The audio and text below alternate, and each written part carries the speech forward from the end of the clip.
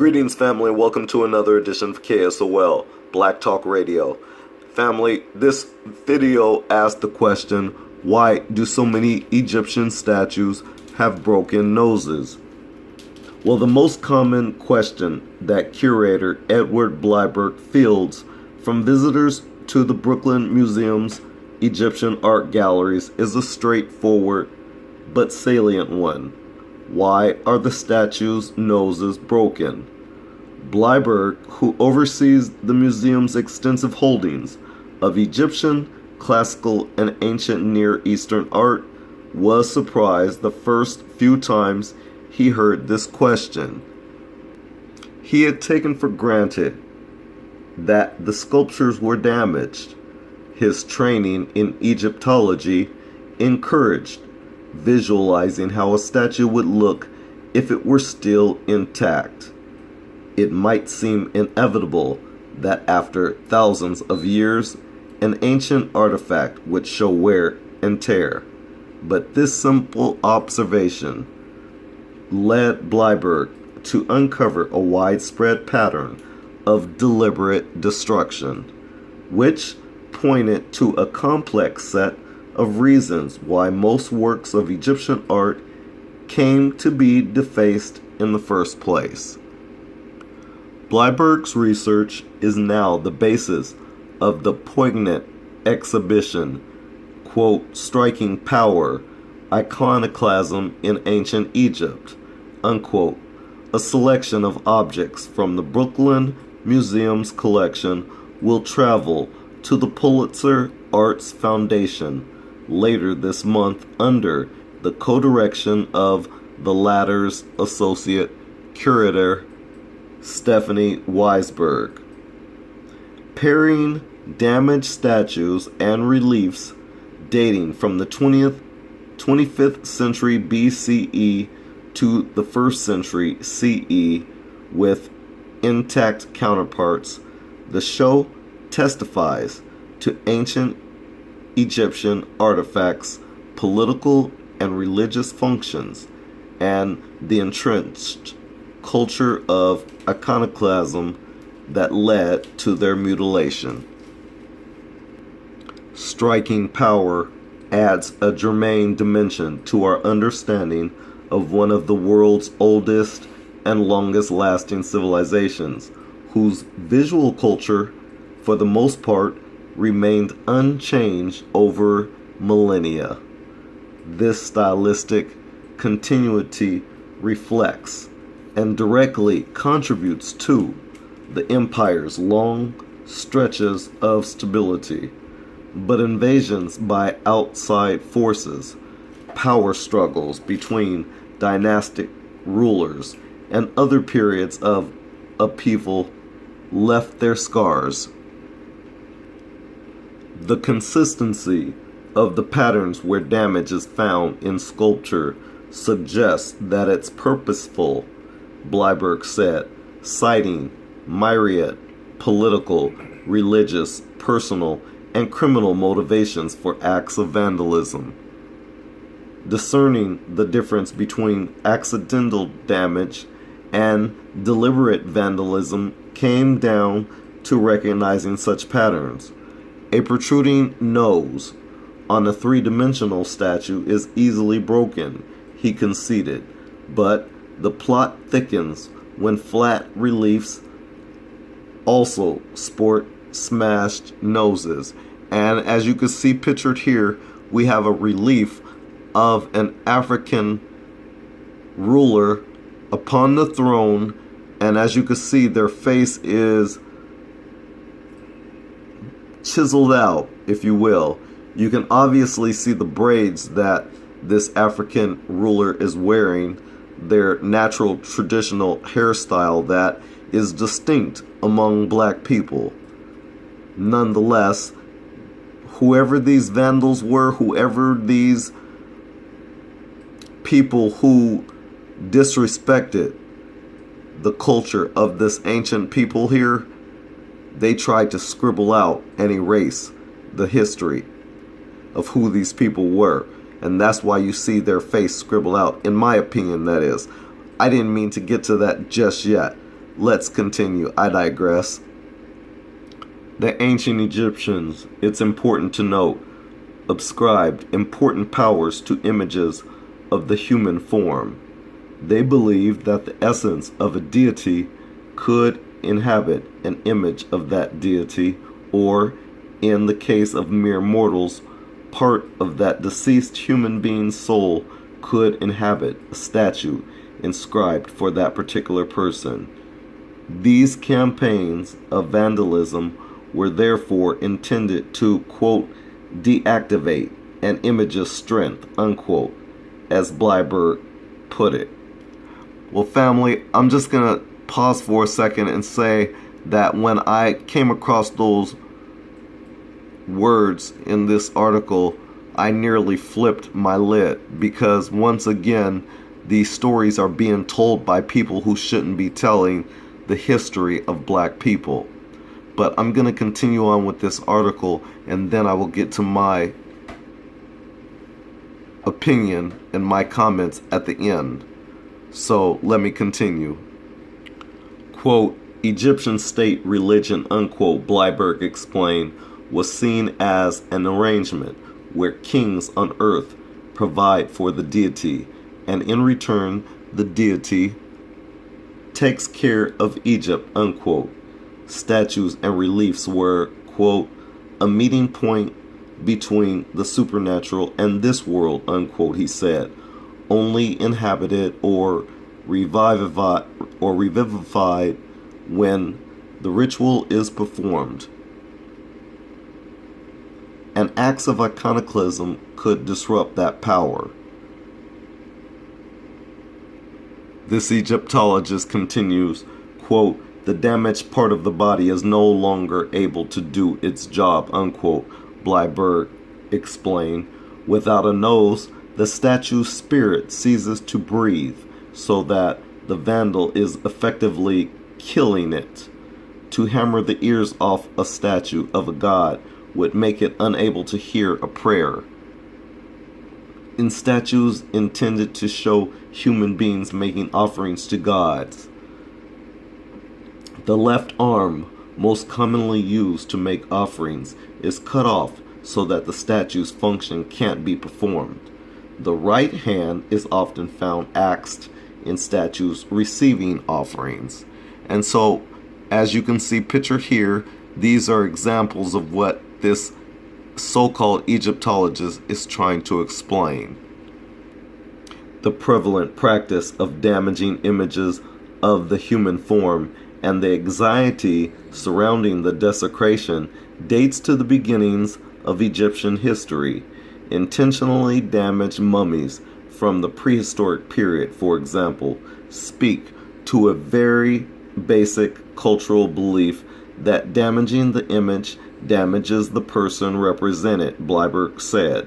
Likewise, how-to hieroglyphics provided instructions for warriors about to enter battle.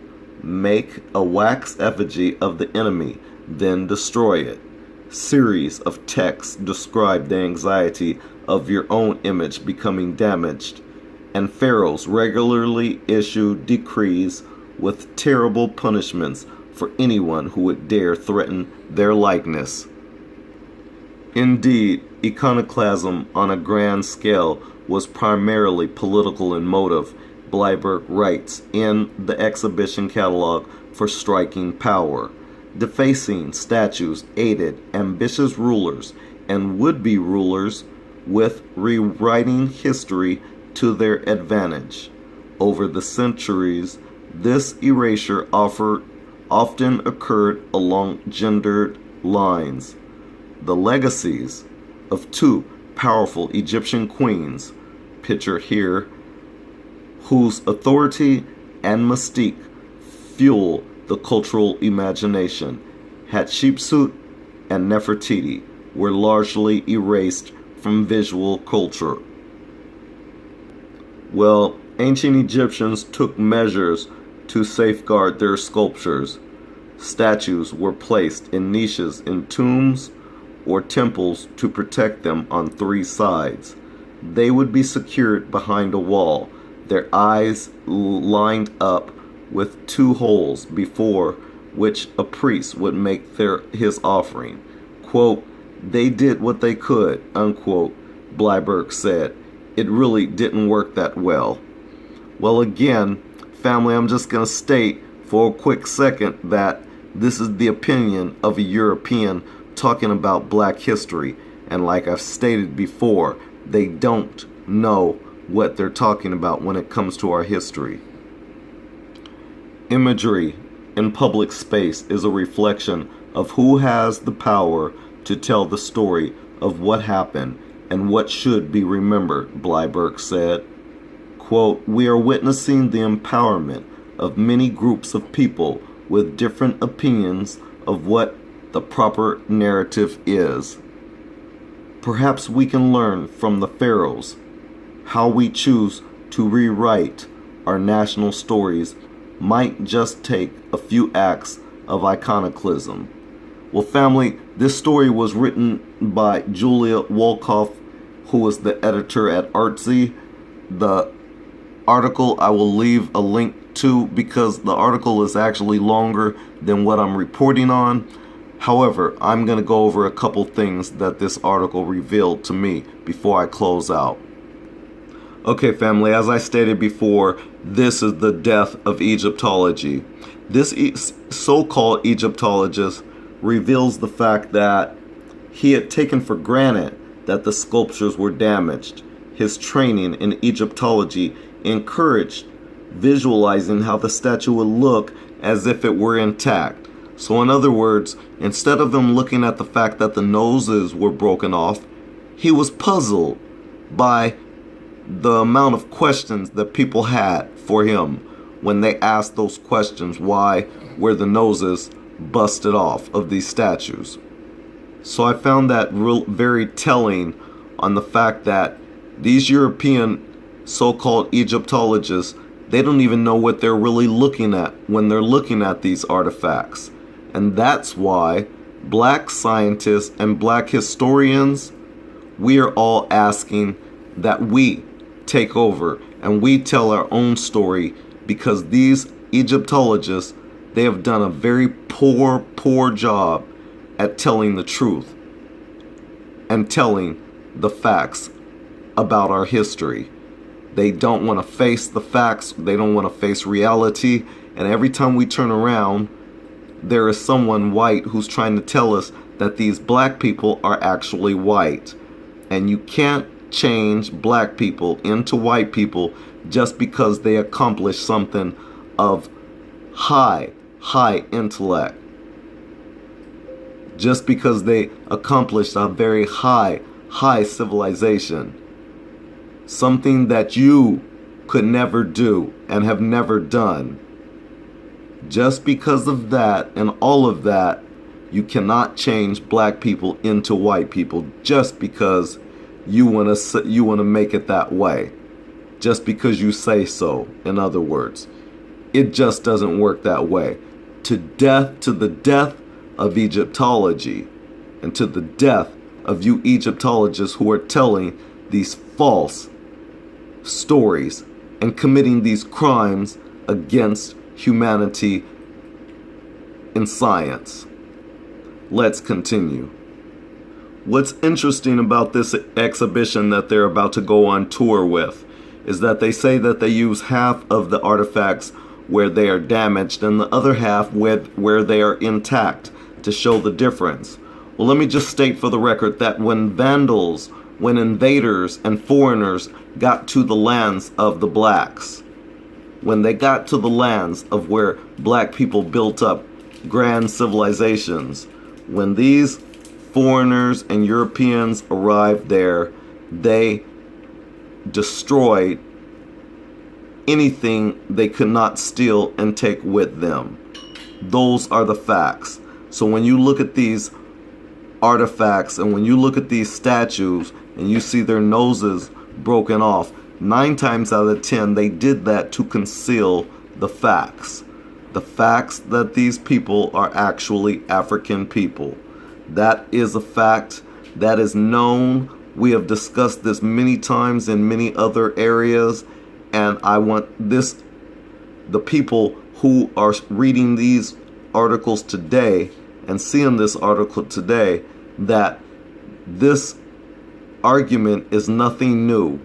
We've addressed these issues many different times, and I call to task these European so-called Egyptologists who are trying to fool you into making you believe otherwise. The facts are that when Europeans got to these African lands, they destroyed many of these bas reliefs, many of these artifacts, many of these statues. They destroyed what they could not take with them. Those are the facts. That's why we find many of these statues, coincidentally, with their facial features destroyed. Coincidentally, with their facial features destroyed. Oh, there's much more to cover in these stories. There's so much more to cover, and we'll get to those in due time. But I did want to cover this story because, after all, CNN just covered this story. And as I did a little bit more research, I saw that there was an actual article asking the question, why do so many Egyptian statues have broken noses? And I think it's really important to point out that